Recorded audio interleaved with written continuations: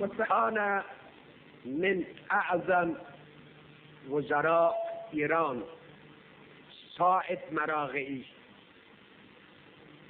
هو رجل كبير سياسي عالم فاضل مؤرخ، وكان من النواب الذين يدورون في العالم في الممالك. قال: دخلت موسكو في عصر الشيوعية. في ذلك العصر موسكو وأهله حتى يرتزون الله ما يعرفون الله أبدا. يوم من الأيام أدخلوني في متحف نحن نسمى موزة، يخلون أشياء عتيق عجيب ذي قيمة.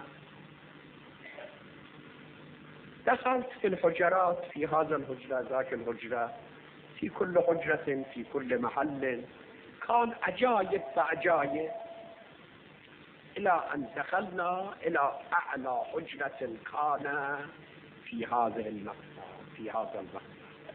فإذا رأيت بصورة مولانا أمير المؤمنين سلام الله عليه،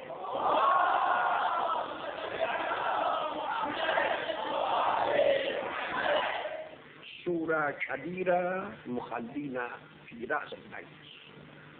قلت: أنتم من أين عرفتم علي بن أبي طالب؟ أمير المؤمنين هو إمامنا، أنتم لا تعرفون الله ولا تسلمون للرسول. من وين هذا سورة أمير المؤمنين؟ قالوا: هذا أمير المؤمنين علي بن أبي طالب سلام الله عليه.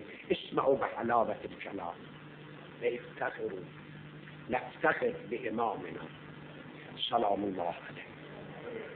قال: يا هذا علي بن أبي طالب أمير المؤمنين مو لكم للمسلمين، هذا لجميع العالم.